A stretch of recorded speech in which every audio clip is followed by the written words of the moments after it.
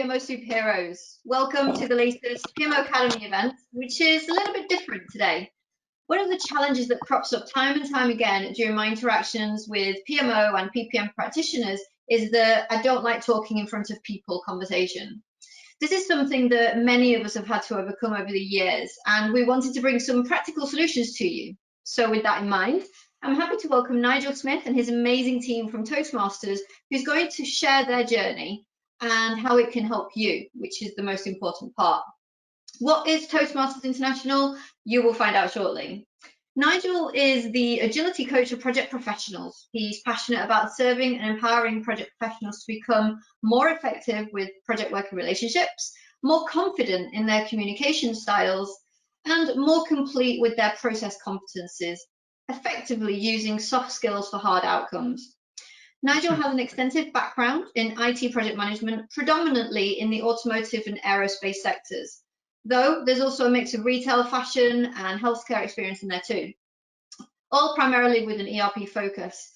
That helps him to meld predictive, agile, and hybrid approaches over a number of years, and he's a long-standing member of the Bullring Speakers Toastmasters Club, which you'll find out more about in a second.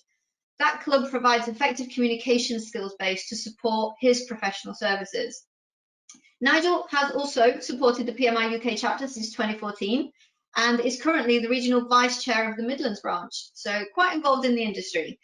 He's a member of both PMI UK mentoring program team and the digital events team. We're really, really happy to have Nigel today, and you can also see that we're going to be using Mentimeter. For this session, if you go to menti.com and use the code that you'll see on the slide, you'll be able to get engaged with the conversation. There's also maybe going to be a little quiz, and if you do well, you might even win some prizes. So get logged on, ready to go. Thanks everybody for joining, and Nigel, over to you. Emma, thank you so much, and welcome everyone this evening to what proves to be a really enjoyable, interactive and fun session.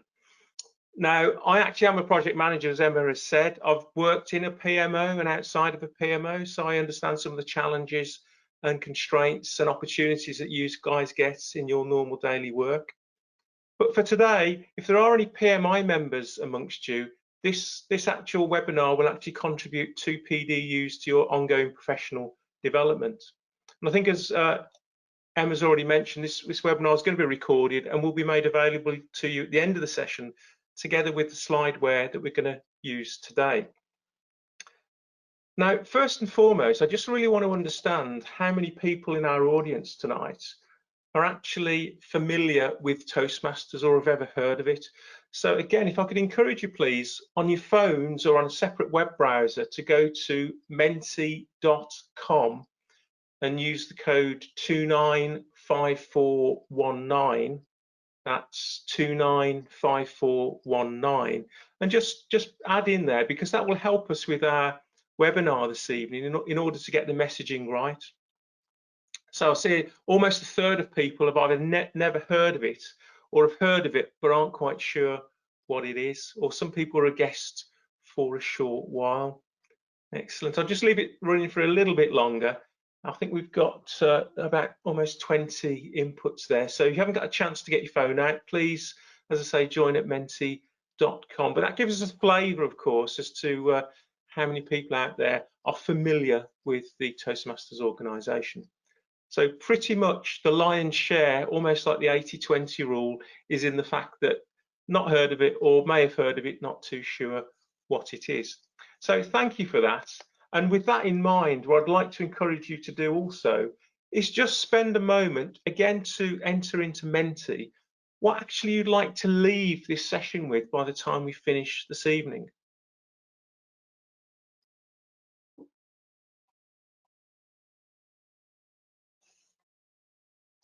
So it does take a few seconds for these to come in. Okay, so be more confident when making presentations, to learn. Okay, Toastmasters is fantastic at learning and development, and the really important thing you'll learn through the course of this evening is you learn at your own pace. So there's no pressure from the club to move at a particular pace. Ways to improve confidence, we'll certainly talk about that, and overcoming fears. I'm not too sure about the knowledge of PMO tools, but maybe the tool we're talking about this evening is all about communication and leadership that you can apply. Getting your message across succinctly, I think, is excellent. Finding a tribe that can help me. Well, hang on till the end, because I'm sure you'll get a lot of guidance towards that. To learn, and that's one of the great things we do in Toastmasters. We don't just learn from what we do, but we also learn from what other members, not just in our club, but in other clubs do too. Practical tips, yes, certainly you'll get some of those. Be more articulate with your message. Some excellent stuff coming through here. And of course, as I mentioned earlier, all this great learning and the stuff you're putting into Menti will be recorded as part of the PDF takeaway at the end of the session. So thanks for contributing towards that. So now I'd like to move on and just share the agenda of what we're going to be talking about now for the next 60 or 70 minutes. Okay, we're going to make it hugely interactive, so there's no need to go anywhere else. We will be calling on you to help us as we move forward. And so what I want to talk about is that I can't do all of this on my own, so I'm actually calling on some great help this evening. And what the people I'm going to introduce are fellow Toastmasters, and first and foremost we're going to have Maggie, who's going to tell us and introduce us to what Toastmasters is. So some of you have heard of it, some of you haven't. By the time Maggie's finished, you'll feel comfortable in knowing at least what the Toastmasters organisation is and what it stands for. Then we'll move on to Adil, who will cover the benefits. You know, what is the value of being a Toastmaster? What are the things you can take out of that learning experience? Then we're going to have some fun, because we're going to pass on to Mo, and he's probably going to cover one of the most difficult things about public speaking and presenting, which is the impromptu speech, which is where you're called at very short notice to give a speech about something you may not have all the details for. How do you think on your feet? Why is it important? Why is it important to come across in an authentic way? And we're going to mix it up for Mo tonight, because we're actually going to decide between us what he's going to talk about, but we'll have more on that later. And then actually Mo doubles up with Gavin tonight. Gavin is our stellar evaluator this evening. And you might ask, why do we evaluate what we do? Well, of course, feedback is a breakfast of champions. And what we do at Toastmasters is we continually learn, fail fast and learn. So we want to know what we're doing really well, where we could improve, and where we're really putting a good performance in. And Gavin will not only do an impromptu evaluation of Mo's speech, but he will also outline all of the important points around why evaluation is important in the first instance. Then finally, I'm going to pass on to Jin. And if anyone's got any reservations about what the benefits of Toastmasters is, then you want to hang around and listen for Jin's story. Phenomenal story arc in terms of where Jin came from to where he ended up in his journey in the middle, and how Toastmasters was instrumental to his improvements. Now, I think, as Emma's mentioned already, we are going to have some fun tonight as well. We're going to have a bit of a quiz. So I'm going to be asking a few questions through Menti just to test and also raise your awareness about the power of public speaking. So the cool thing to do, if you've got your phones, one thing we've noticed in the contest, because we only have 10-second countdowns on the answers, just make sure your phone is unlocked, because sometimes 5 seconds you can take that amount of time just to unlock your phone. And tonight's contest is actually not just getting the question right, but it's also getting the question right in the fastest time. Okay, so we'll have a bit of fun with that, and I know that Emma's got a really great prize lined up for that. And just before we do move on, I just want to ask you all, where do you think you are right now with your speaking skills? How confident or how proficient do you feel you are on a 1 to 10 basis? Okay, so we've got pretty high on confidence at the moment, and proficiency just lagging behind a little bit. But overall, it looks like there's room for improvement, which is where we're going to come in this evening and give you some tips, tricks and devices to how you can start your learning and development journey in communication mastery. So thank you for that. So we're almost about mid-table with that, but confidence higher certainly than proficiency. Excellent. I just want to, at this point, just see if Maggie, are you on audio at all or video? Is it working for you? Hi, can you hear me? I can see and hear you. Stay right there, Maggie. Thank you so much. So what I want to do now is introduce to you Maggie. And Maggie herself is a project manager in a commercial nursery. And what she does is she coordinates research projects and presents sustainable planning techniques to landscape professionals. So very, very eco-friendly. She became a Toastmaster only 2 years ago and rose through the ranks to become club president last year. And as you'll learn tonight, Toastmasters is as much about leadership as it is about communication. Now back to Maggie, as well as being fluent in Spanish, which I know some of the people on the call are here tonight, Maggie's lived in Mexico and Spain. She's also got a bit of an art form in what she calls experimental baking. So maybe leave that for some of the questions at the end. But my question to you, Maggie, is what exactly is Toastmasters? Thank you, Nigel. What an excellent question. If we're able to move on a couple of slides to what is the first rule of Toastmasters, that's where we're going to start. What is the first rule of Toastmasters? For any of you that have seen the film Fight Club, don't worry. The second rule of Toastmasters is strictly no fighting. We are very friendly and welcoming group of people. We don't have any difficult entry requirements. We don't have any strange uniforms. We do have a few rules and protocols, which are just there to consistently support people across all of our clubs around the world in their speaking and listening journey. Whether you are a complete beginner who's absolutely petrified of speaking publicly, or whether you are the world speaking champion who realizes they still have much to learn and develop in their storytelling skills. Toastmasters provides a club of people with a wide range of abilities that all come together and help each other on their journey.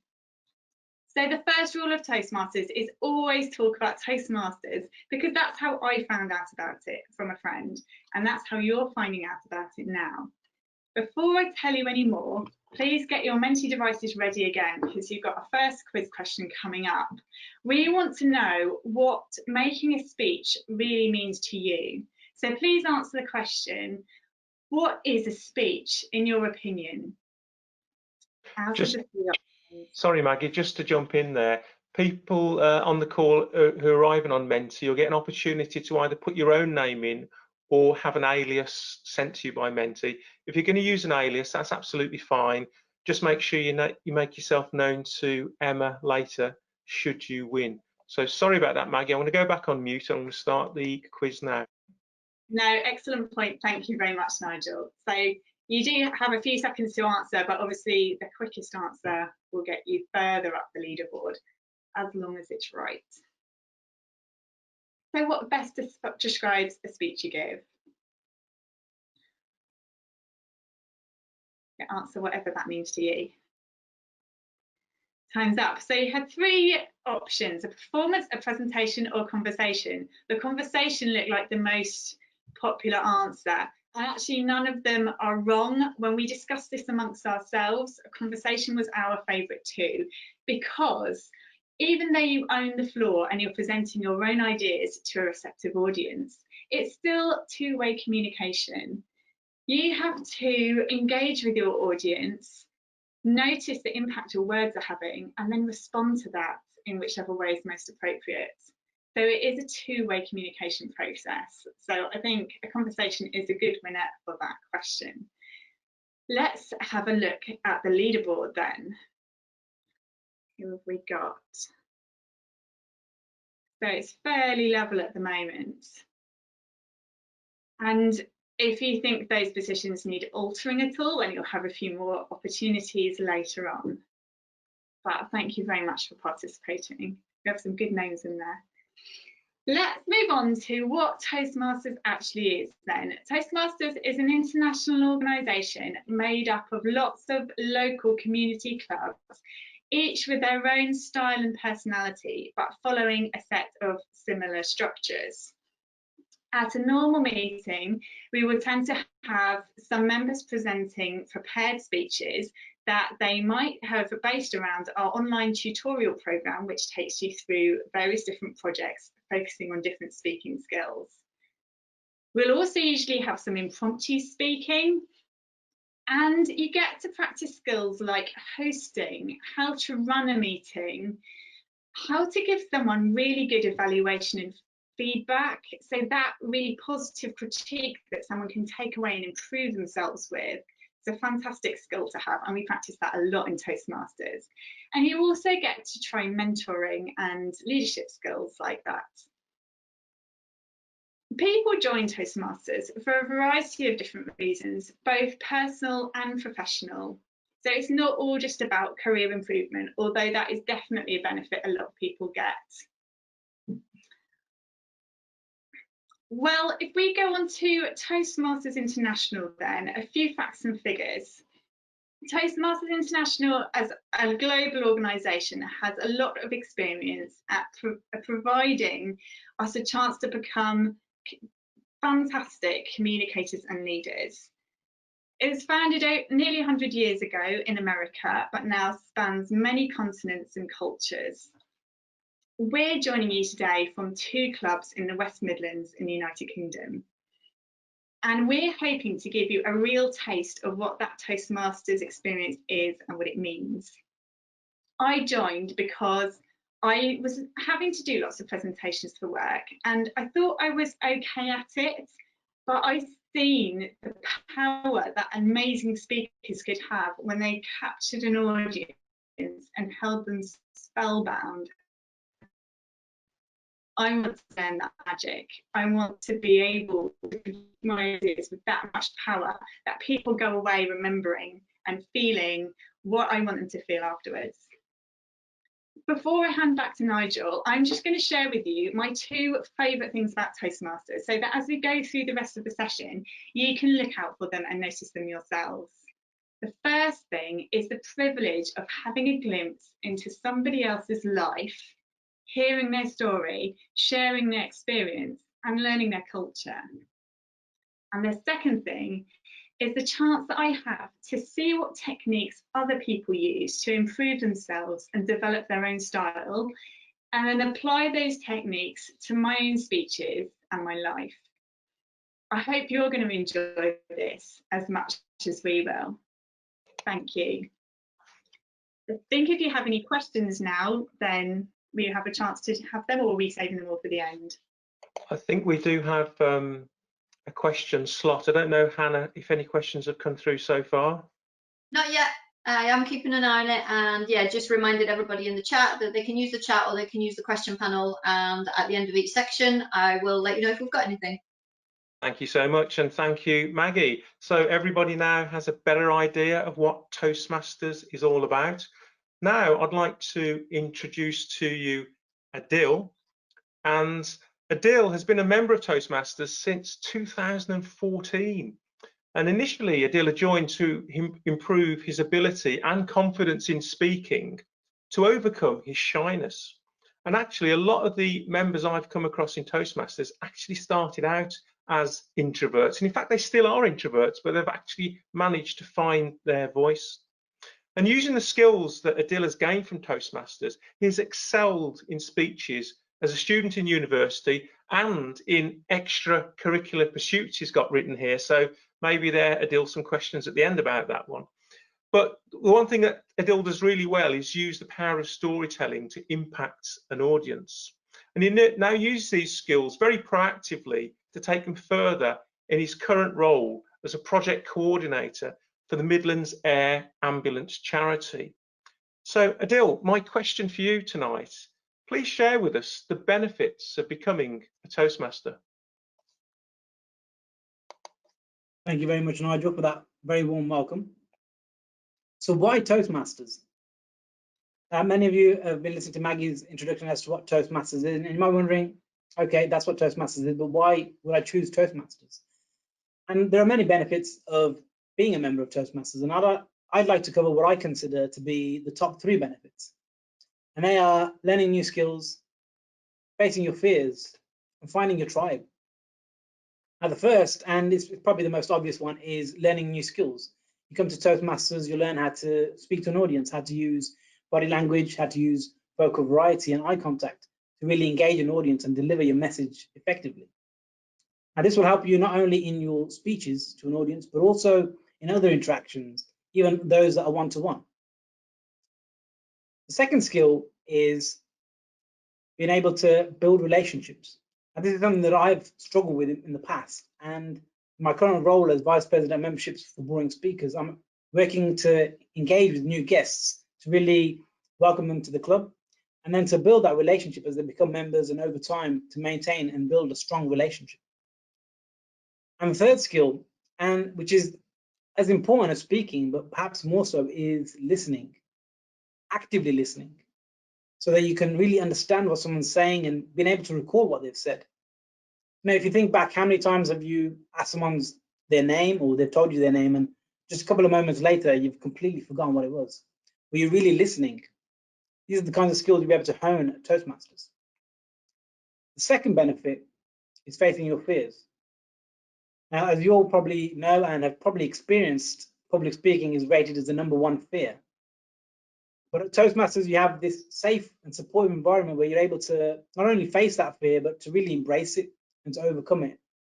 And you find that you build this confidence and this courage that even though you're afraid, you'll be able to go on and move forward. And you find that this helps you to face fear wherever you might find it. For example, maybe you'll be at work and there'll be an opportunity that comes up. And perhaps once you might have shied away from it, thought, I can't do that. But with this newfound courage, you're able to take on that challenge, that opportunity, and you'll be able to really grow both professionally and personally. And the third benefit is finding your tribe. Now, at Toastmasters, you'll find a like-minded group of people who are all keen to learn and develop. And on a regular basis, they're putting themselves out of their comfort zone. So it's a fantastic group of people to be with. Now, I'm a strong believer in the quote from Jim Rohn, and that is that you're the average of the 5 people that you spend the most time with. And I feel that at Toastmasters, that average is actually very high. So if you come to Toastmasters, you'll be able to learn the skills to be able to engage an audience, be able to really listen and build relationships, be able to build courage to face fear of public speaking, but also other fears, and find a group of people who will be able to support you on your journey to become a better speaker and a better leader. Now, if I was to think of being able to develop speaking skills and leadership skills, you might think of perhaps a public speaking course. And many of you probably have been on such a course. Now, these courses are great. You go on a course, you feel fantastic, you learn new things, you meet new people, and you're really inspired and feeling great. But you might find after a week or two that that energy really quite fades. And before long, you find yourself back to the same rut. And perhaps you're a little bit better than you were before, but you're back to the same until, of course, the next course that you go on, and then you feel pumped up again. But if I was to compare this to perhaps the full dining experience of Toastmasters, you're able to take advantage of all that Toastmasters has to offer. Within a meeting, there are many roles that you can take up. You can deliver different types of speeches, a humor speech, an educational speech, or any other speech, perhaps an inspiring speech. Perhaps you want to be more motivational in your speaking. You can take on different roles within the club. So there's a committee that runs a club, myself as Vice President of Memberships, and being able to take on that role and learn new skills. But you can also take on the educational program, which is called Pathways, and there's 11 different paths, and you can choose a path that's tailored towards your specific goals for either leadership goals or speaking goals, whichever they may be. And so even though the public speaking course might be a quick win, but over time you find that you become unconsciously competent at Toastmasters, and you're able to do things without having to think about it. Just imagine that you can get up and speak without being worried about getting up on stage and what people might think. That's the dream, isn't it? So if I could ask you all to have your devices ready, we've got a question coming up, and try and answer as quick as you can to be in with the chance of winning a prize. So the question is coming up now.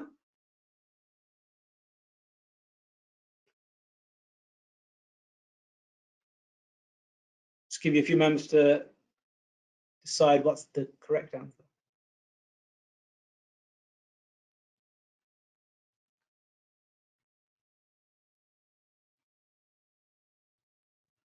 Okay, fantastic. We've got quite a few responses there. So the question was, what's most important about a speech you give? Now, First, we had what you say. We had 5 people respond. The second was how you say it. In the clear lead is how you make people feel, which is fantastic here to hear. This is again something that we discussed. And although each of these is important, what you say is important. Sometimes if you say the wrong thing, it can be very bad in a certain situation. And also how you say it. But if you were to think back to speeches that you've heard before, or presentations, you might forget what someone said or how they said it, but how they made you feel just leaves an indelible mark. You remember if you felt excited and inspired, or did you feel a bit bored, wanting to maybe get out of there. So remember that next time you're giving a speech, how you're making your audience feel. Making them feel excited, or you're making them feel perhaps disengaged. So let's see the leaderboard now. Let's see who's in the lead.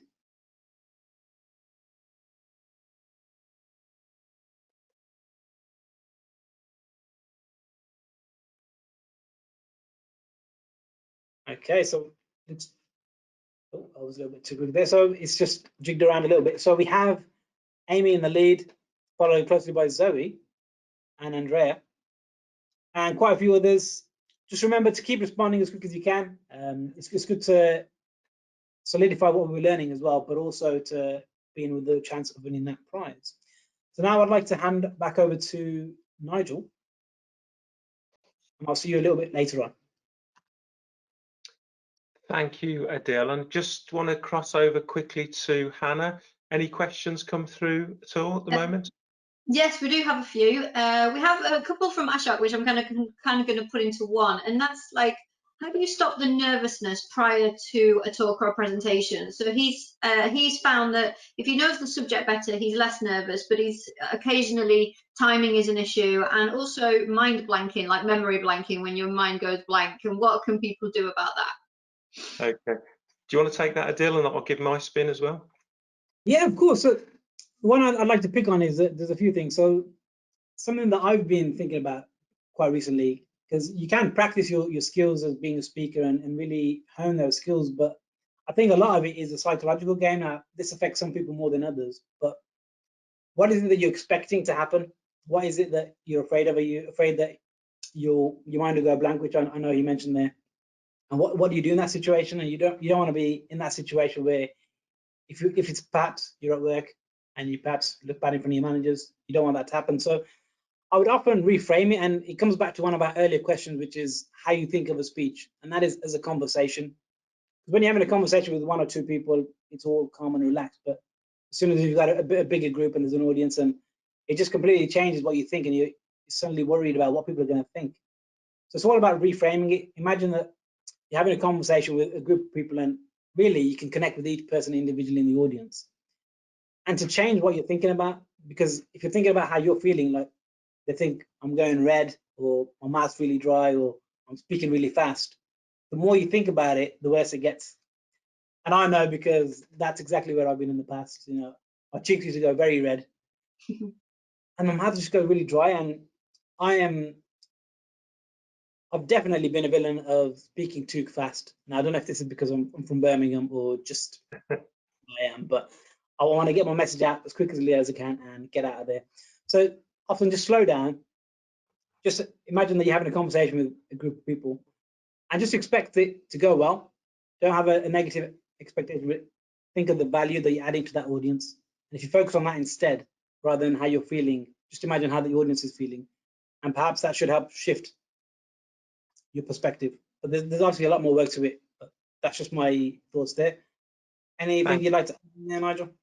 Yeah, I was just going to say basically about the confidence piece. If you come to stand in front of a group of people and you're sort of showing very closed body language and you're looking nervous, then effectively you become a mirror to the audience. So they start to feel what you see, what they see. But if you're a bit more open, you stand there and smile, make really good eye contact, it makes them feel assured and confident, puts them in a really great place. I think part of that other question, if I remember correctly, was all about what happens when you sort of freeze up and don't know what to say. Well, fundamentally, pause is your friend. Now, a pause is something in public speaking that's very effective, but most people find it really awkward because you just want to fill that space of silence. But silence is actually your friend. So if you're thinking about what to say, the worst thing you can do is look like you don't know what you're going to be saying, or to or to we call them filler words in Toastmasters. Maybe one of the best things to do is actually just to go like this, to contemplate, and maybe just go to the person who's asked the question and say, oh, what was I talking about again, or where was I? And if you get a bit of humour in there as well, that instantly draws people back in again, because there's a connection, because they're not there seeing someone that's polished and knows everything. They're seeing someone that's been genuinely vulnerable. That really helps with drawing people in. So any sort of devices where you get someone to repeat the question or just say the last thing you said, pretty much if you pause for 2 or 3 seconds, and I know that's quite a long time, usually the cognition comes back and you can start off again. But first and foremost, be a mirror, and what you see from your audience should be reflected in you and vice versa. So just have that courage just to be more open with your body language, stand firm, and in fact I would stand up all the time for any speaking that you do, and just use very open body language. So thank you for that question, and thank you to you, Adil, for telling us the benefits of Toastmasters there.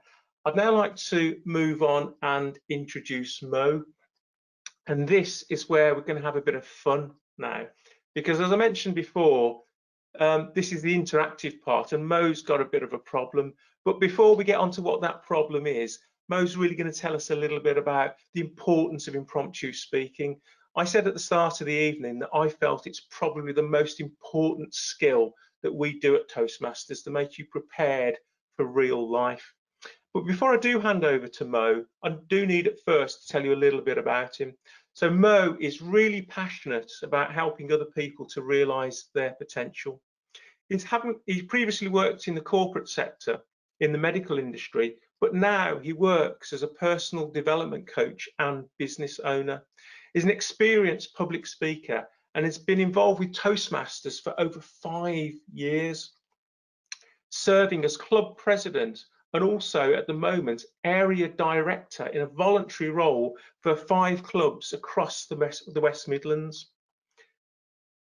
And where's my do? So what I want to do now, Mo, is move on to you. And before we get into the fun and games about what we need to do for you this evening, to put you on the spot, make you feel uncomfortable, and you know, all those sort of things that we experienced as Toastmasters a few years back.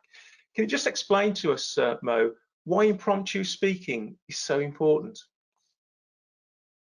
Thank you, Nigel, for that warm introduction. Impromptu speaking has massive amount of benefit, and I guess to really highlight the benefit that it can have, it's probably important to detail my own journey through Toastmasters as a whole. 4.5 years ago, roughly, I stepped into a Toastmasters meeting for the first time, not really having any idea what Toastmasters entailed.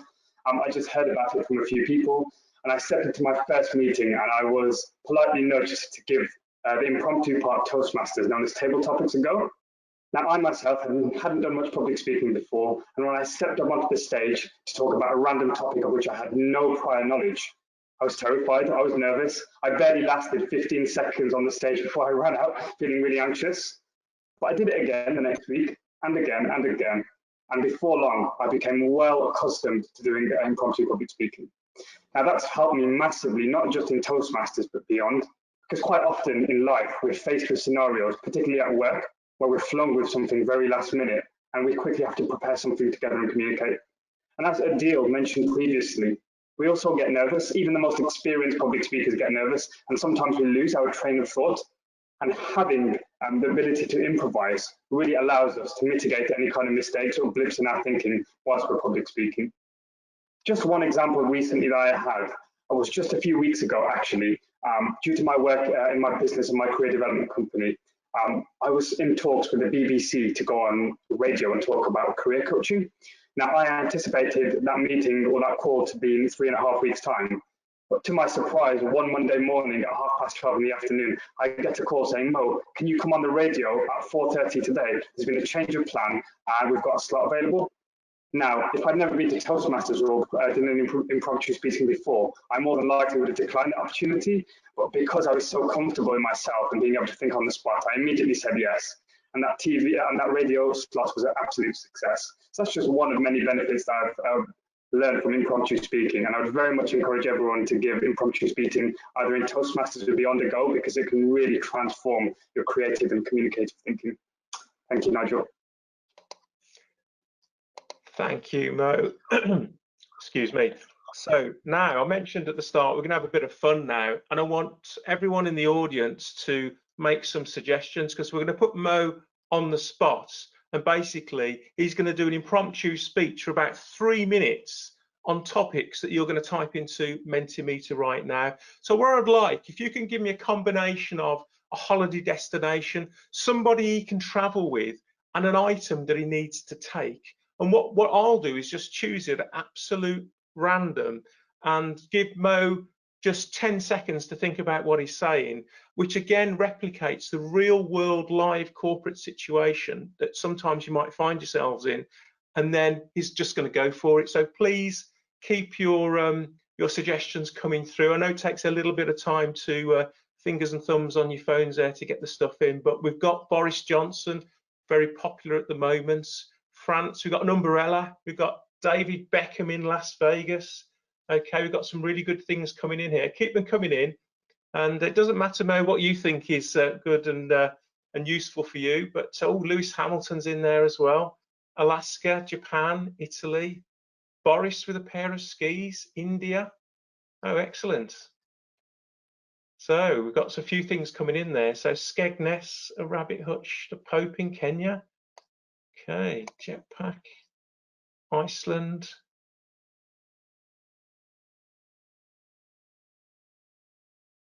Stuff there. I think, let's see. The watering can, I like that one. Let's go, I quite like that one. Let's go with Boris Johnson in Alaska with a watering can. How do you feel about that, Mo? Okay, thanks everyone for your input. I'm just going to go on mute now. I'll just give Mo 10 seconds to compose himself. So Boris Johnson, Alaska, watering can.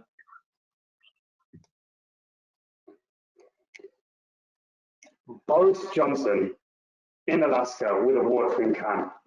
3 really strange and unique items that none of us would really comprehend in putting together. But let me tell you a little story which illustrates just how Boris Johnson in Alaska and a watering can came together. Now, it all starts a good 3 years ago, actually 3 years ago, so 2017. Now, I decided to go on holiday somewhere different. I'd already had the privilege of traveling all around the world, to China, to Barbados, to France, and I thought, let me have a holiday that's something different. Who cares about lying on a beach with the sun, getting a suntan and getting my bald head bent? Let me try something different. Let me venture into the depths of Alaska and see what life has in store for me. Now, Alaska is a really dreary place, bare and barren, not much in sight except a lot of snow, even in the summer months. And it was bare, it was bleak, and I didn't really see anything of notice. And to be honest with you, most of the holiday was quite a blur, not much of interest at all. However, there was one moment in time which really stood out for me. Once when I was traversing the bare, barren, white, snowy hills of Alaska, seeking something interesting to do, I looked across into the distance, and a strange figure was coming into my vision as I walked across the plains. Now, initially, it looked just like a black dot, but as I got closer and closer, the figure started to reveal itself. There, laying down on the ground, was some sort of creature with a furry coat and a distinct crop of what looked like yellow fur sitting on his head. Now, as I got closer and closer, first I thought I'd hit the jackpot. I'd discovered Bigfoot, a yeti, some mystical creature lying in the distance. As I got closer and closer, it was Boris Johnson, and him kneeling down on the floor was him with a bright green watering can. What on earth was Boris doing, I thought, and so I asked him, Boris, why have you got a watering can in Alaska? And he replied to me in his conventional Boris voice, I'm looking to water some plants in Alaska. What on earth was he doing? I don't know the answer either, but one thing's for sure, you're not going to be able to plant any plants in the bare, barren hills of Alaska where there's snow. Why was he doing that? I have no idea. But then again, there's a lot of his decisions which I don't have a clue. And to be honest, it's become quite commonplace indeed for Boris to be doing strange and alarming things. And so I left this creature, which I thought was once a yeti, but in fact was Boris Johnson, to get on with his watering his imaginary plants in the depths of Alaska. and so proceeded to carry on with my trip and ended what else was quite a boring trip. But there you go, crowd today. I went on holiday. I saw Boris with a watering can in Alaska. Thank you, Nigel. Excellent, thank you, Mo. Thanks for that. I now feel like I should have shown something a little bit more tricky, but maybe the next time. But what I'd like to do now is just reach out to our audience this evening, and again in Menti, if you could just put a few comments of what you thought about Mo's speech. What significant things stood out to you? What did he do well? What did he maybe not do so well? Anything that you feel is genuine feedback to Mo, we would welcome that through Menti at the moment, and get some great things coming through here. I guess everyone can see the screen. Made them smile, Mo, which is really good. Very creative and confident. And again, I think that was come out in the storytelling element. And again, we've had that from somebody there said it was engaging, creative, no real hesitations. That's another key thing we try and do here at Toastmasters. Clever. I'm not sure you've been called that before, Mo, but we'll go with that one. That's pretty good. Brought random ideas together really well. I couldn't think of anything more random than Boris, watering can, and Alaska. Confident.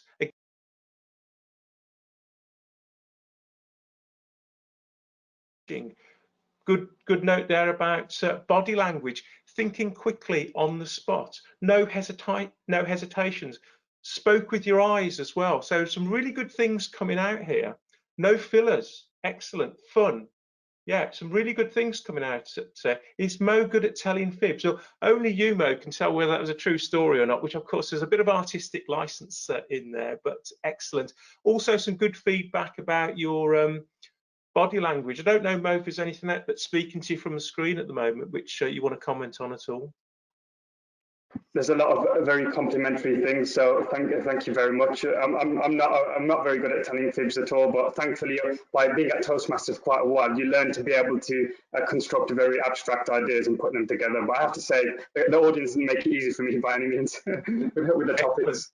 Well, thank you everyone for your feedback, and keep it coming in, because now what I'd like to do is introduce to our screens Gavin in a virtual sense. Unfortunately, Gavin's on a tablet device this evening, so we can't see him on the webinar, but we can, of course, hear him through audio. Are you there, Gavin? Yes, I am, Nigel. Can you hear me? I can hear you. But before you carry on, Gavin, let me introduce you to the audience tonight. But first and foremost, I just want to explain what Gavin's going to be doing. So thanks for all the wonderful feedback that you've given to Mo just now. But what we're going to do in just a moment, Gavin is actually collecting all his thoughts and what he heard in the last 3 minutes of Mo's speech, and he's going to give a structured Toastmasters evaluation to what he heard, and some of it will no doubt point on what you have noticed for yourselves. But what I also want you to look out for and hear out for are things where Gavin feels Mo could improve and do things better, or recommendations to do things in a slightly different way. He'll talk about structure, what he saw, heard and felt, and those type of things. But before I bring Gavin onto our virtual stage, I just want to give an introduction to Gavin. So Gavin is the most long-standing Toastmaster we have here this evening for almost 10 years. And Gavin's journey started by his misplaced belief that actually he was a better speaker than he originally thought. And I think Maggie echoed that earlier on this evening as well. So Gavin came across this sort of wisdom when he went in for an impromptu table topic session, very similar to what Mo has just done, and became very humbled and fell short. So that was a real moment for Gavin to throw himself into Toastmasters and improve himself. And actually, one thing we haven't touched on tonight, but Toastmasters actually does contests and competitions right to world championship level. And in 2016, Gavin got to the UK national finals. So the step beyond that would have been to the World Championship. So very experienced speaker. Also the current president at Boring Speakers in Birmingham. So Gavin, I'd like to hand over to yourself, sir. And just please, before you give Mo's evaluation, just share with us why evaluation is so important. Thank you very much for that warm welcome, Nigel. Yes, I'll start off by talking about why evaluations are so important. And there's three different key groups that evaluations are important for the person giving the evaluation themselves, for the speaker, and for everyone else. If you're given an evaluation, the benefit for yourself is that it helps to improve your listening skills. When you're given an evaluation, you have to pay attention to every little thing the speaker is doing and saying, and it better increases your critical thinking and your ability to analyze and see what the person is doing on the spot. And why you evaluate for the speaker is because at Toastmasters, as in most areas of life, people want to do the best they can and want to improve. And when you're given an evaluation, you both reassure the speaker that they're doing a good job and they can see the good things that they are doing that they may not initially notice, but you also give them constructive criticism and areas for themselves to improve. And the third group is for everyone else. If at a Toastmasters meeting, you give the evaluation in front of a room full of people, and this evaluation doesn't just teach the speaker good and bad habits to get rid of, but also teaches the audience what good things the speaker did and what they can do themselves, and what bad habits that may have been seen in the speaker's speech that could detract from the message or could make their speech not appear as confident as they could have done. And you can teach the audience that these skills they should utilize to better improve their speaking and performance skills. And when you evaluate, there are a few key evaluation styles. If we can go to, yes, evaluation styles. What you see, what you hear, and what you feel. What you see, when the speaker comes up to speak, do they stand confident? Are they confident? Do they present themselves very well? Or are they shy or reserved?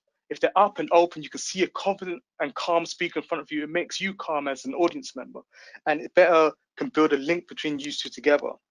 What you hear, how does the speaker sound? Do they sound comfortable and confident when they're up there speaking? Do the words flow out their mouth like a water down a downhill river? Or are they stuck with filler words, umming and ahhing and forgetting what they're trying to say? And how do you feel when the speaker is speaking? How do they make you feel? If they're trying to get a message or point across, do you empathize with them? Those are some key areas that you should look at where the speaker is speaking. And on the actual content of the speech, the structure, content, and delivery. How well is structured is a speech? Does it have a beginning, a middle, and an end? Is the content relevant to what the point they're trying to get across? And how have they delivered this point? And then in evaluation Toastmasters, we tend to try and do something called the sandwich technique. Here is where we give some good points of advice, areas of improvement, and then end with another good point of advice for the speaker and the good things they've done. And with that brief overview of what an evaluation is and the styles of evaluation, I'll move on to evaluating Mo's wondrous table topics. Mo was given a question about Boris Johnson, Alaska, and a watering can. It is a very interesting question and question point that Mo was given. And there's certain techniques that Mo did that I think is useful for everybody to hear and possibly use in the future. First of all, Mo repeated the question. Boris Johnson, Alaska, watering can. What is the point of this? It both makes sure that he understands what's been asked of him, but also gives you extra thinking time where you're just reiterating what has been said and you can think more of what you're trying to say.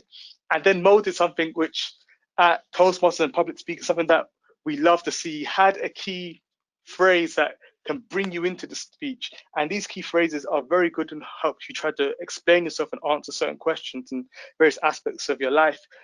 What Mo did was he said this phrase where he said, let me tell you a story.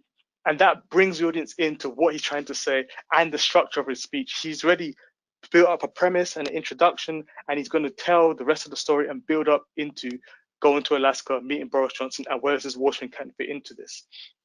And Mo did another thing where when you're given a topic that may seem a bit difficult to try and relate to, talk about what you know at first. And I know from Mo's past speeches that he has done a lot of traveling. And he chose a year where he did do a lot of traveling and places before, such as China, that he has been to before as introduction to his speech. These countries he's been to, then he goes to Alaska.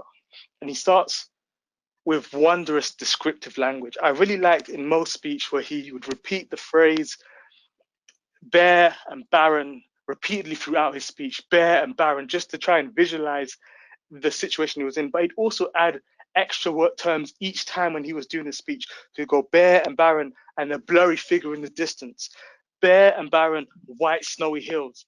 And what Mo was trying to really do is help the audience visualize the situation that he was trying to do. The story that Mo was trying to tell was purely visually focused at first, the landscape, and then what does he see in the distance. And he adds a bit of humor in there in his speech where he sees something with a crop of yellow fur on the top of its head, and how he thought that Boris Johnson, our Prime Minister, could be mistaken for a Yeti or a Bigfoot. Get a bit of humor in there, and also adding these wondrous descriptions. And what is in Boris Johnson's hand? A green watering can. Description is key whenever you're telling a story. Engage the senses. Tell us what you feel, you fear, you see, the colors. All these things add extra emphasis to what you're trying to say. And Mo did that wonderfully. His gestures in his speech were also greatly done. He had wondrous open gestures. And there's something he did that it was very subtle, but I was amazed at what he did. Boris Johnson has a very unique style of speaking. And when Mo went into his description and interaction with Boris Johnson, his gestures became more animated and much more rapid compared to how he was doing at the start of his speech and at the end of his speech. And that was a great link into relating his emotions with Boris Johnson's persona. Subtle, but I thought it was wondrous. But his gestures, while open and wonderful, there was one area I thought Mo could have improved upon, was that they were, on some occasions, repetitive. When you do a speech, especially when you have time to prepare, you could relate your gestures much more to what you're trying to say. And I feel that if Mo probably had more time to prepare a speech, his gestures would have been much more relatable. Or he could have utilized the open arm gestures he used to less effect, to have much more impact at certain key phrases. Mo ended it with a roundup of his speech and was structurally a very wondrous speech, where he started the speech with, let me tell you a story. He told us the wonderful story with great descriptions. And then he ended by telling us, this is the story of my journey of traveling around the world, ending up in Alaska, meeting Boris Johnson with a green watering can, a story that many may not believe, but it is true, and the truth can be stranger than fiction. And I think that was a wondrous table topics by Mo, and I look forward to hearing more. Thank you. And excellent there, Gavin. That was really great. Again, an impromptu evaluation on an impromptu speech. And we practice this on almost a weekly basis at Toastmasters clubs, and practice makes perfect, or practice makes permanent rather. So you start to embed some of these skills. Really great technique there, Gavin. Do you want to take the next quiz question with everyone? Yeah, so if you can go back onto Menti, we've got question 3 of 5. And this question is just about, we'll see when the question appears. Okay, I'm just giving it just a quick second while people maybe unlock their phones, because I know it can be take a little bit of time to do that.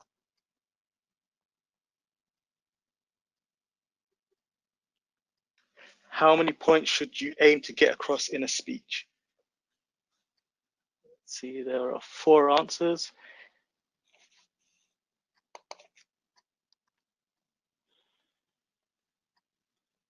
So we see there's quite a collection of answers, and sadly, no one got it right. This is a very interesting concept in doing a speech. There should only be one key point you should get across in your speech. Now you can break this point down into subdivisions, which is where I see a lot of people thought 3 is a good way to construct your speech. If you have a central point and you break that point down into 3 subdivisions, that is a good way to get your speech across, and it will flow very nicely if you do so. But your speech should only have one key point. In fact, some people say that you should be able to construct the speech no matter how long. You should be able to condense it down into one sentence of what the speech is about. And if you can do that, then you have mastered and done a well put together speech. And now, if anyone has any questions, me and Nigel can happily answer them if there are any. Hi, yeah, so I think I have a comment and a question. So the comment, I think, just really looking at that element of feedback in particular, I think that's, for our PMO people that we've got on the call, I think that's actually a really good thing for developing each other in the team and kind of supporting each other, because most people aren't 100% comfortable and quite often PMO people get sent on their own to kind of, you know, have the difficult conversation or to present on their own. So I think that's one of the takeaways definitely for PMO people, is actually use that technique, send, you know, 2 people and give feedback consistently. So I think that's a really good way to do it. Do have a question around, obviously that was a lot of fun. In project management, some of our content can be a bit dry. How can we tell a story with content that isn't quite Boris Johnson in Alaska with a watering can? Do you want to take this one, Gavin, or do you want me to throw my hat in? I can try a little bit at first. Yeah. Whenever you try to break down a complicated or dry subject, it can be hard to try and make it as relatable and interesting to people as possible. There are certain techniques that you can do. One such way is analogies, or relate it to something else that may be easier to visualize and conceptualize and turn into a story. And that's one way I've tended to use whenever there's been a complicated idea, is finding something it's analogous to and tell that to people to help get better cause a connection with the topic, with the person, and help them understand it. Yeah, I definitely concur with that, Gavin. And I've been a project manager for some time. I know it can be quite a dry subject, particularly when you're talking about in audit circumstances or right in at the detail. And I think, as we've touched on again over the course of the evening, if you can try and bring an element of humour to it, is also quite good, but still keep it quite serious. But I do like what Gavin just mentioned there about drawing analogies or maybe metaphors or other stories in there to try and bring your point to life. Can really start to engage people. It sees you being more authentic in that process as well. So now, those are all the questions that we have at the moment. So I'll just remind everybody that you can ask questions. We are going to do questions at the end of each section, so feel free to use the chat or the question panel, and yeah, keep going. and also, Emma, just to say that we will also stay behind to do questions at the end. If anyone wants to follow up on what they've asked already, or want us to know a bit more detail, we can spend time at that point. Brilliant. But Thanks. now I'd like to move on to introduce Jin. And this is, you know, for me, this is a really important part of the whole story. We've been bringing everything together from what is Toastmasters, what are the benefits. You've seen an example of something that's impromptu, which is really good. Now we're going to get that story element from Jin, who's been a Toastmaster for less than 2 years. Okay, bear that in mind when you hear his story. Fantastic story arc about what Toastmasters has done for him. But before I give the virtual stage to Jin, I just want to introduce him to you.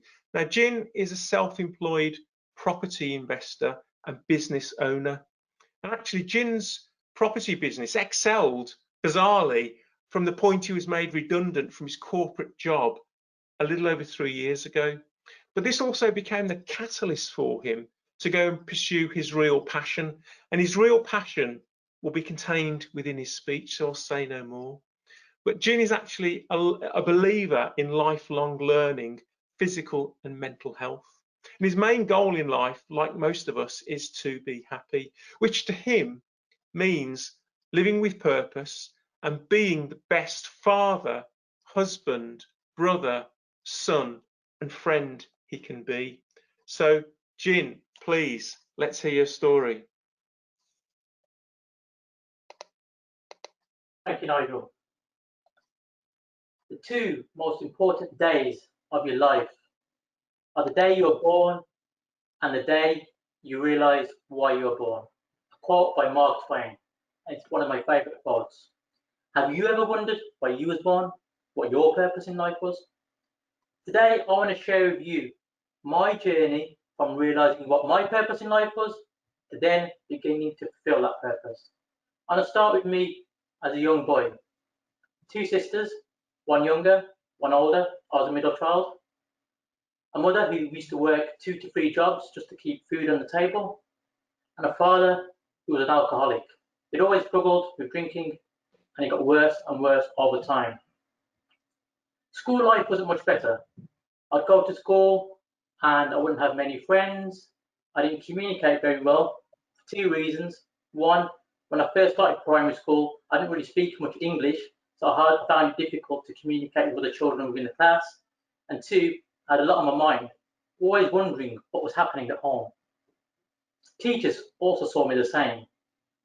They saw me as a quiet, shy child.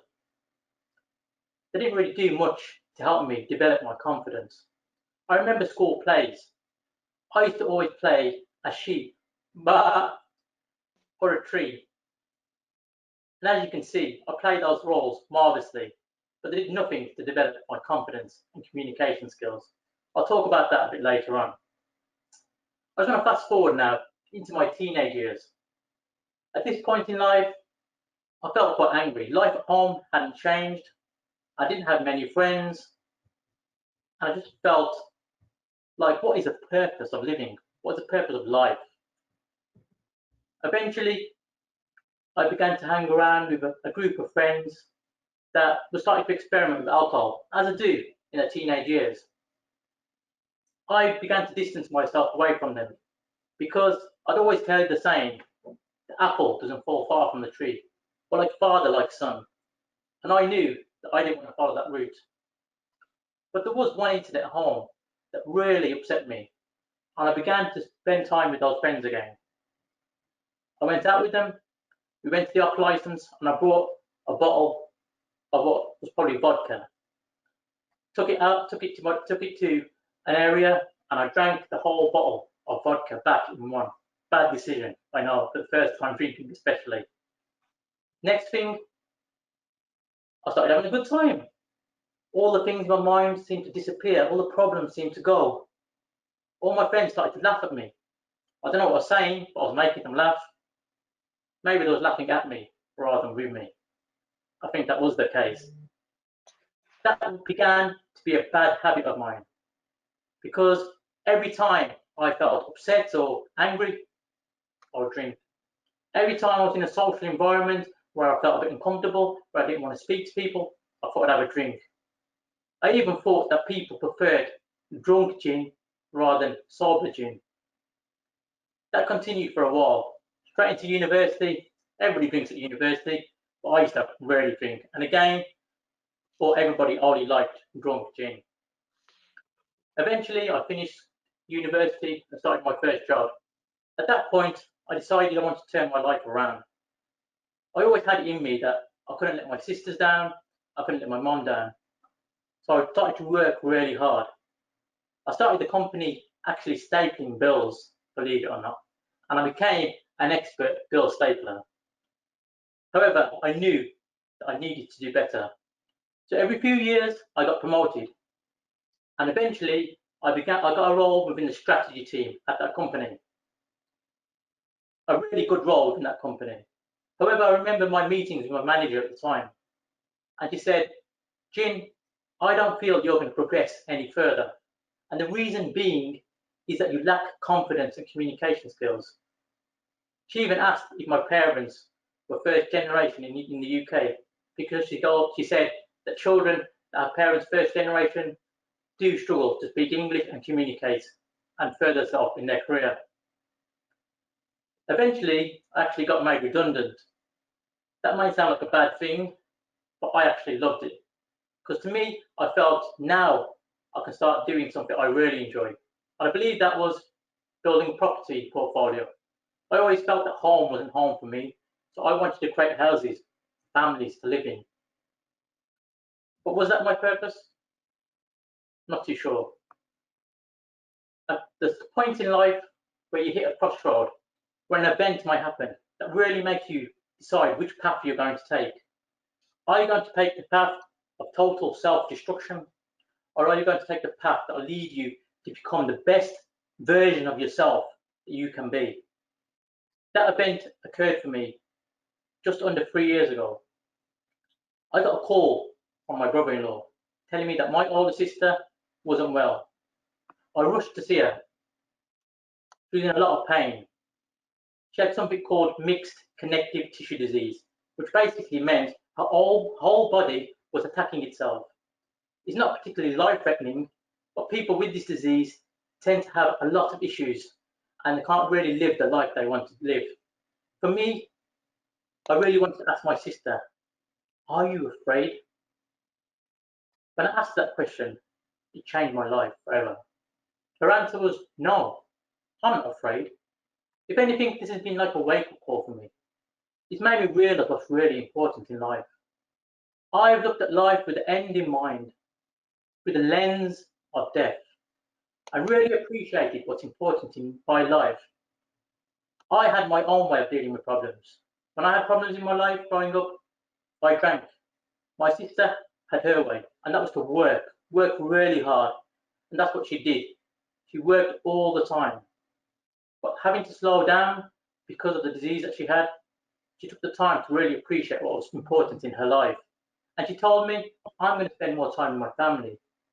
I'm going to do some more traveling, and I'm going to do what I can to leave a legacy behind. Well, she had left me with an amazing message. Look at life through the lens of death and appreciate what's really important in your life. I went away feeling very inspired. My sister always inspired me. But that particular day, she gave me one message that will stay with me forever.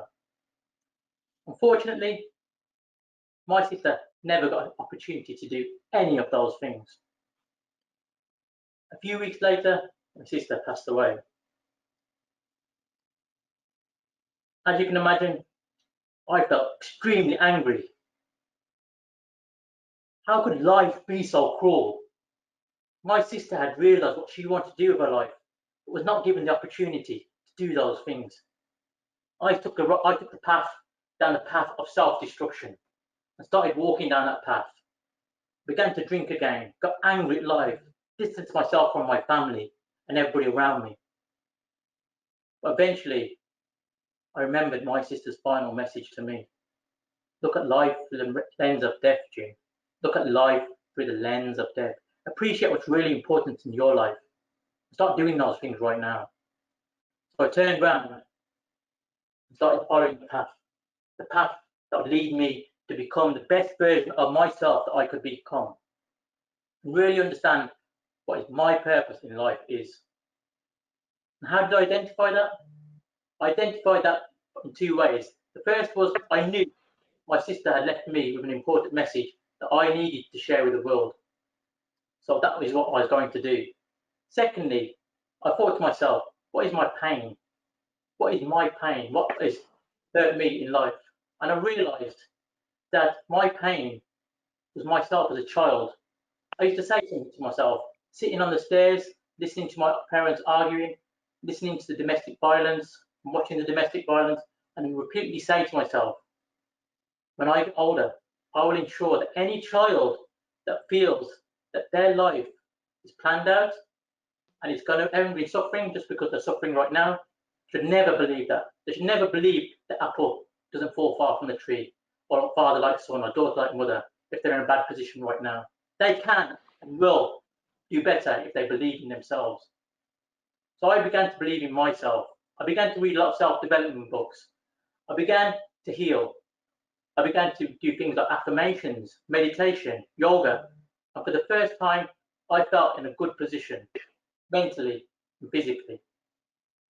I then decided I needed to spread my sister's message to the world. But how was I going to do that? I wasn't a very good communicator and I had no confidence. And at that point, I decided to join Toastmasters. But it wasn't easy. I remember that first day walking into Toastmasters, my head down, looking to the ground, really shy, and I hide my face, hoping nobody would say a word to me. But everybody did notice me. They did see me, but they saw me for who I wanted to become. See, Toastmasters is not just about speaking. It's about community of people that really want you to be the best version of yourself that you can be. People that have come together, many of them with confidence issues, with communication problems, that really want to help each other become the best version of themselves. And that's what they did. With their support, I began to do speeches. I remember my first speech. I mumbled. I tried to do a speech about my sister's message, but I didn't connect with the audience.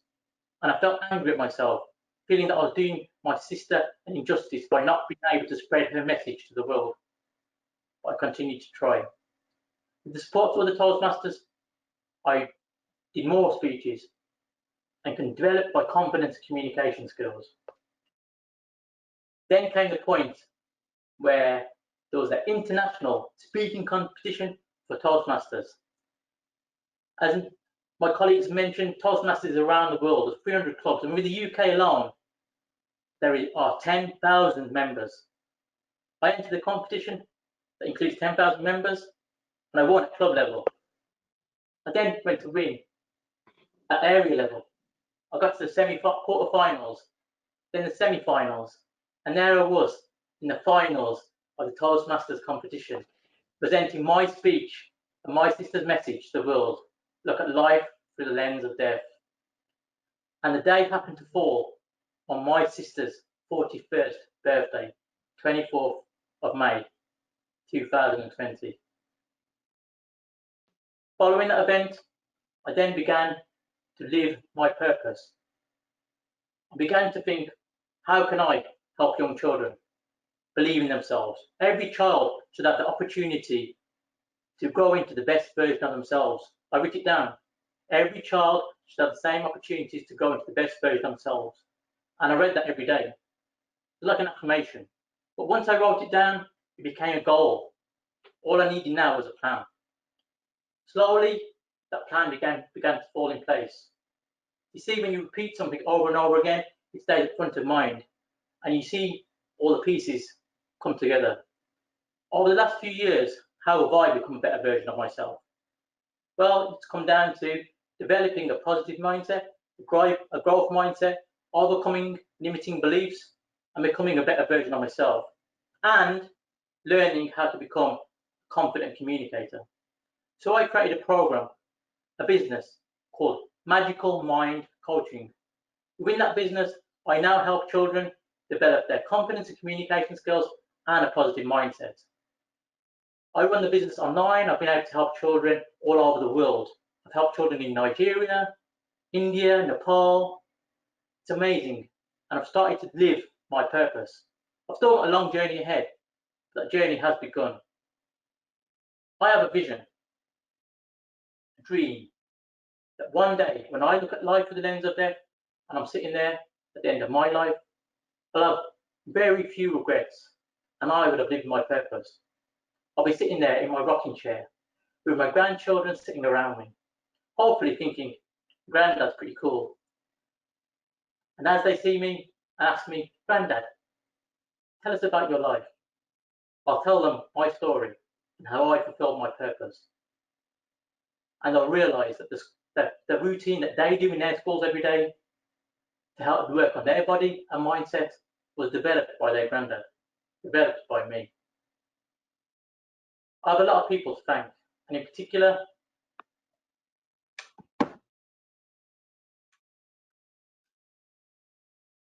my big sister.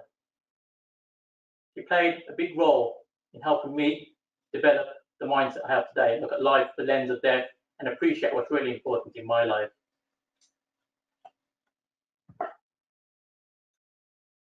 And I have Toastmasters.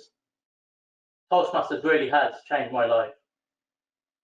And I'll never forget how Toastmasters has helped me fulfill my purpose in life. Toastmasters really can change your life too. Thank you. Thank you so much, Jin. That was really great story. Just want to give a second there for that power of that message to really sink in. Jin has been a Toastmaster less than 2 years. You've just heard his powerful transformational story, and of course it takes action on the part of Jin to do that, but this is the transformational effect it can have. So thank you for that, Jin. I think just before we move on, Hannah, are there any questions that have come through at all in the last 5 minutes or so? No, just a comment from one of our listeners saying very compelling. Thanks, Jin. And again, I think it really just shows that no matter how scared we are of speaking in front of people, there's a route, there's a way for people to get confident and to be able to do that, you know, and put all of their heart and soul into it. And I think that story just really shows that. So it's really great. Thanks, Jin. Thanks, Jin. I shouldn't be on. I'm going to hand straight back to Maggie, and the floor is yours, Maggie. Thank you very much, Nigel, and huge thanks to Jin. I like to imagine that although we can't see and hear you, that you're all applauding that fantastic speech. What we're going to do now, if you get your Menti devices back on board and woken up, we're going to test your active listening skills, because there was a lot of detail in that speech of Jin's, and we're going to test how much of it you can recall, how closely were you absorbing all the details. So if you wake up your phones again, please answer the question that comes up regarding a detail on what part Jin played in his school play.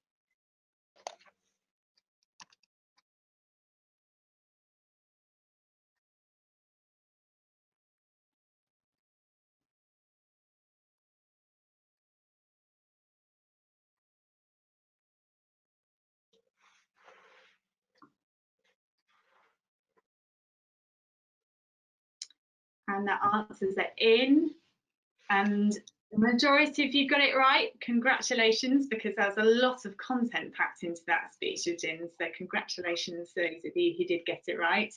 Now I think we get a little look at the leaderboard to see if that's made any differences.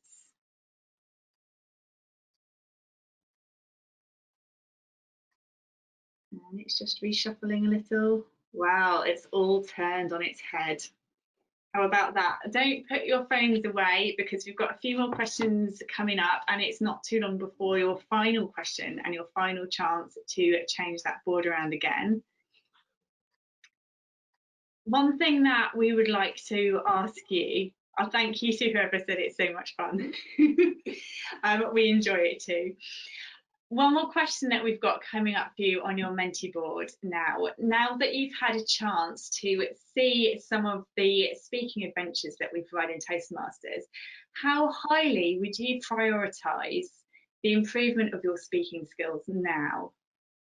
And you don't get any prizes for this. This is just our curiosity. We would like to know.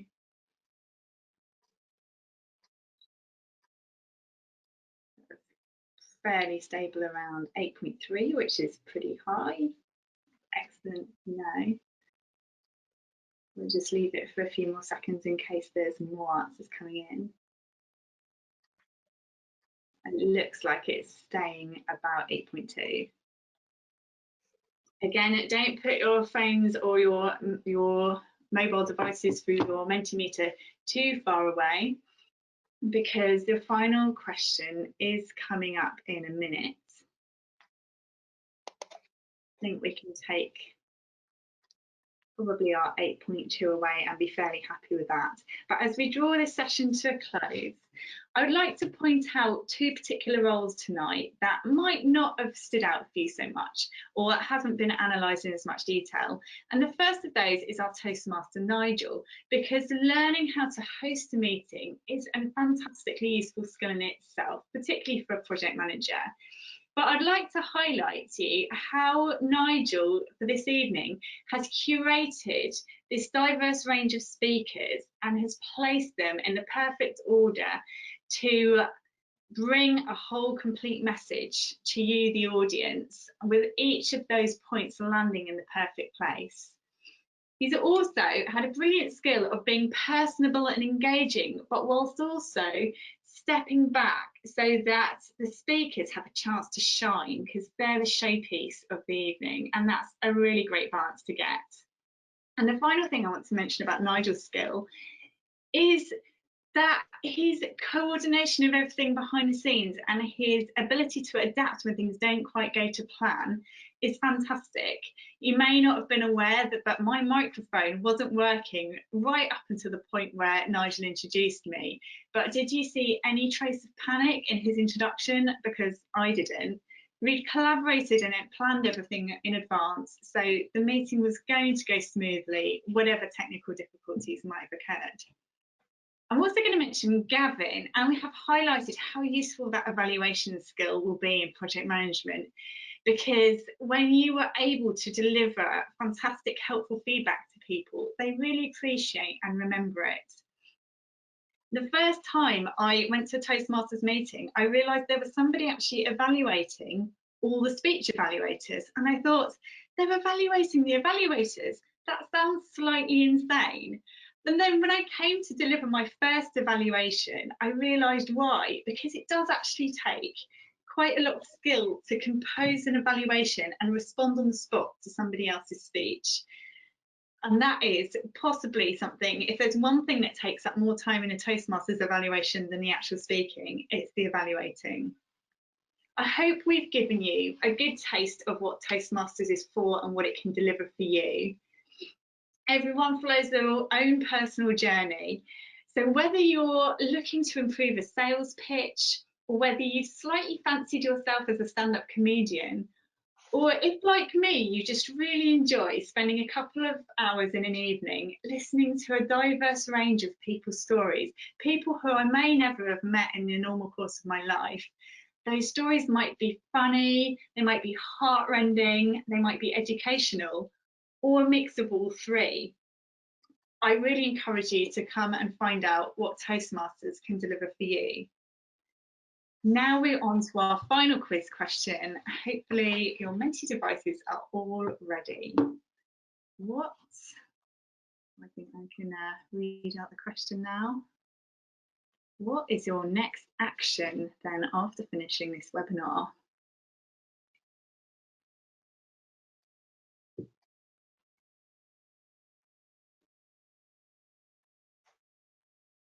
That is a correct answer.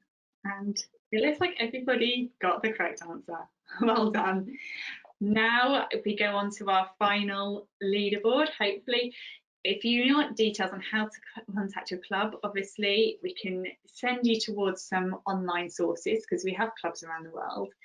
But I know you're all desperate to know who the winner is, and it's a magical rhino. Congratulations, Magical Rhino. If that isn't indeed your true name, then our event organizer will be trying to contact you, and feel free to send them a message so we can reveal your prize at the end. Now I'm going to invite Adil back. Sorry, Maggie, just before you get there, there's a bit of suspense around the winner, of course, because there is actually a first prize that Emma's going to dish out this evening. And also, thank you so much for adding a bit of impromptu to your part there, which wasn't in the script because I actually got a little bit lost, which is another secret that I wasn't going to share. But thanks for those kind comments. But I'd just like to introduce Emma back to the stage. And for Magical Rhino, if you could make yourself known in private chats back to Emma. Emma, could you share with us, please, what the prize is? Yeah, so the winner, Magical Rhino, in fact, the top two, so whoever's on that second leaderboard as well, if you do make yourself known to either myself in the private chat, send your email address, or the Wellington admin, you can do that there as well. You will receive 2 free tickets to our future PMO conference, which is due to be held on the 14th of October 2021 in London or virtual. We're yet to find out, but we are still running that conference, so congratulations. And Aid was the second place person, Emma, with the lion emoji. Okay, so thanks for that, Emma. Really, really great prize. Thanks also to Maggie. I'm now going to hand back to Adil. I could welcome Adil back to the stage, please. Thank you, Nigel.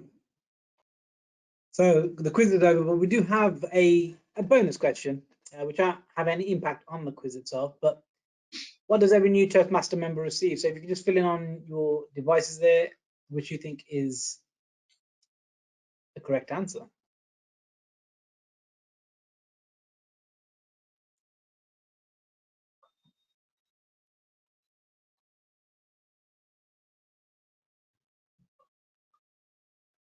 Okay, so quite a few different responses there. Yeah, still going.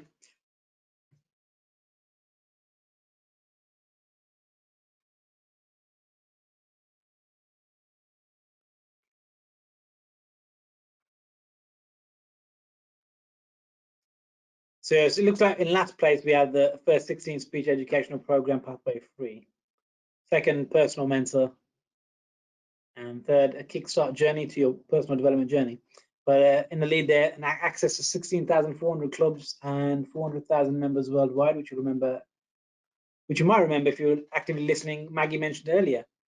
Well, in fact, as a member of Toastmasters, you actually get all of these. So as a new member, you will get assigned a personal mentor, someone who you'll be able to work with on your own journey, help you work towards your goals and give you feedback as to what you can perhaps improve on. Because when you start a journey, you're not quite sure what there is to know, and that's what a mentor's there for, to guide you and give you advice as you go along. And you get your first pathway free. So I mentioned in my part, there's 11 different pathways you can choose to tailor depending on your goals. So you get that free as well. It's an online program that you can follow at your own pace. And it really is a kickstart to your personal development journey. As I mentioned, building that courage to face any fear. When you get up and you start developing yourself, you find that you grow in all areas of life. And I've felt that growth. And I know many people at Toastmasters have as well. So if we could just move on now to our next slide. Just time to reflect back on today's webinar and workshop and what we've perhaps learned, what we're going to take away. So I'd like to ask you all, how will you take action on what you've learned today? So again, just fill in on Menti, just type in your responses. What action are you going to take?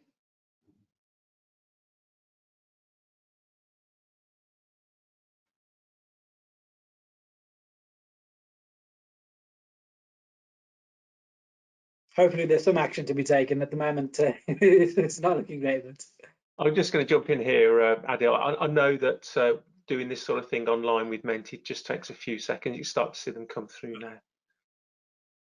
Possibly me being a bit too quick. Apologies. I appreciate actually, it does take a bit of time to type out a longer answer, so yeah, no problem.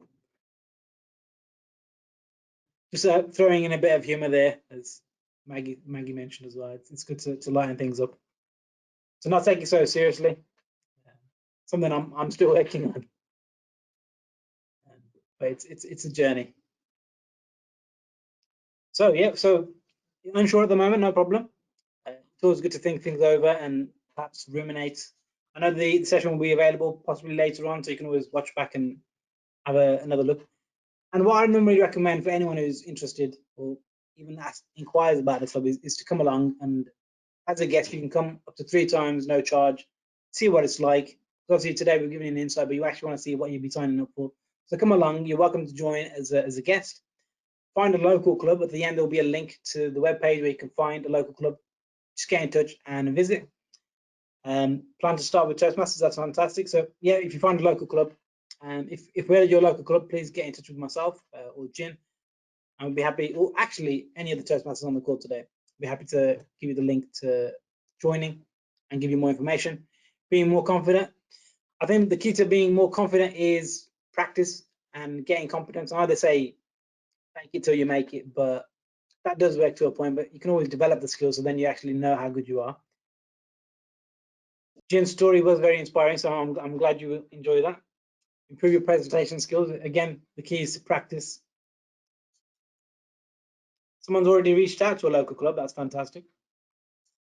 So yeah, a lot of a similar tone there to get in touch with the local club, to join a more local club and start gaining the skills. So it's good to hear there's a lot of action to be taken, and just maybe commit yourself to when you're going to take the action by, because if you don't give it a deadline, as we know as project managers, it might never happen. So set yourself a deadline and go for it.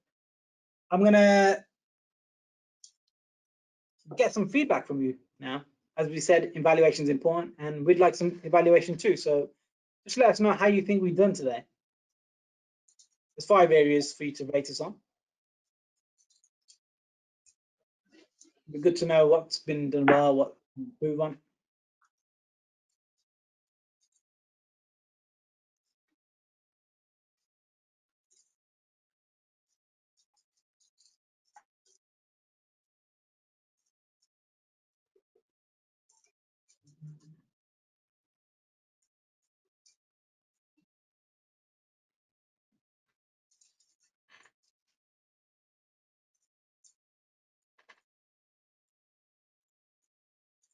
So it's looking pretty even. I'd say the areas that we've done well is the registration process was efficient. So that's thanks to Wellington, to Emma and Hannah, and Nigel's experience as well with using GoToWebinar. I'm glad to hear that we came across clearly and effectively. So it goes to show Toastmasters works, and they were well prepared. Perhaps somewhere to improve on is how, I suppose, letting you know how to readily apply what you've learned today. So especially in a work situation. I'd say if you come along to a meeting and you can see how we run our meetings, but it does take time for you to perhaps understand how you can apply things. But sometimes you find once you pick up the skills, you're applying them without even knowing about it. Because once you become better at speaking or making relationships, you just do it automatically, so you don't realize how good you've become. So sometimes it's good to reflect and say, you know, a year ago I couldn't have done this, but now I can.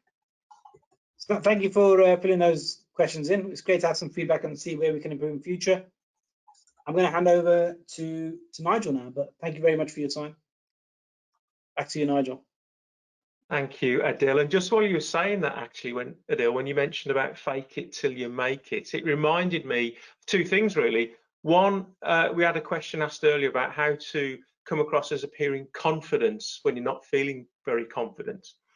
And I'm always taken back to, if anyone's ever heard of Amy Cuddy, you can signpost her on a very famous TED talk she does about body language and power poses. That's really good. But she's also, as far as I understand, she's the lady behind the quote of fake it till you become it rather than fake it till you make it. And I think that's a little bit more believable, you know, in terms of actually becoming that person that you want to be. So thanks for reminding me of that, Adil. And the only other thing I just want to mention, when Jin finished his speech earlier, I think someone put into the comments on the screen, Jin was a tonic, which I thought was absolutely fantastic. So thanks for that wonderful feedback. I'm sure he lifted everybody's spirits and hearts with his speech there this evening. But if there are any PMI members in the audience today, there are 2 PDUs available for your ongoing professional development. So I've just put the PDU code up on the screen there for you. And essentially that really brings our events to a close. As Adil mentioned a moment ago, we are going to provide you with some contact detail, not just of ourselves, but also Toastmasters.org, which you can find a club. We'll give you details of the clubs that we're members on if you want to come as a guest. Very easy and simple in the Zoom age. But I just want to say thank you so much. I also want to say thanks to Maggie, to Adil, to Mo, Gavin and Jin. I've been Nigel Smith. I've been your Toastmaster this evening. And thank you so much, Hannah and Emma, for inviting us. And I'd just like to hand back to yourself, Emma, for some closing comments. And we're more than happy to hang on for any questions. So maybe if I can ask the rest of the guys to get themselves back on video in preparation as well. Thanks.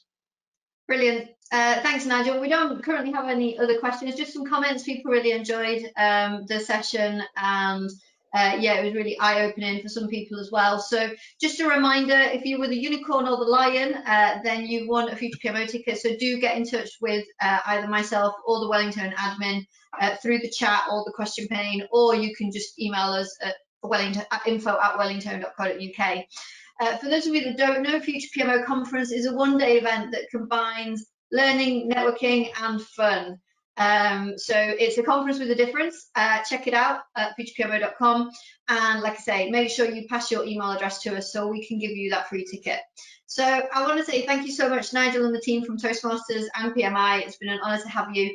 This mini virtual workshop, I think, has given us all much to think about, and I've been kind of making a note of some of the things that people have been saying they're going to take away in the chat and in the questions. And one of, you know, some of the key things that the people are taking are that having one message and how important that actually is. And sometimes we can really get confused by trying to put as much content as possible and almost paring it back. The value of evaluation as well, and like I said, for PMO people in particular, I think that's a particular area that PMOs can really take on board as a way to kind of support each other on their journey. The importance of body language as well, like you said, Nigel, you know, fake it till you make it kind of situation. If you look confident, then you're good to go. So, you know, find the right body language that works for you. And how this is all tied to listening. A few people have mentioned that on the chat and the questions around the importance of that, and how actually listening is a really important part of speaking. So yeah, no, it's been really amazing to have you. I'm conscious that obviously we've eaten into people's evenings, particularly those who are in Europe. So as Nigel mentioned, we will be sharing the contact information for the guys. We'll be sharing the video and the slides on our website, wellington.co.uk. and you can make sure that you add this to your PMI PDU tracker. So I want to thank everybody that joined this evening and that stayed behind to kind of learn a little bit about speaking skills and presentation skills and what you can do to make your journey a bit more meaningful. And I hope to see you all at one of our upcoming events. Thank you all. Good night. Have a good one. Bye bye.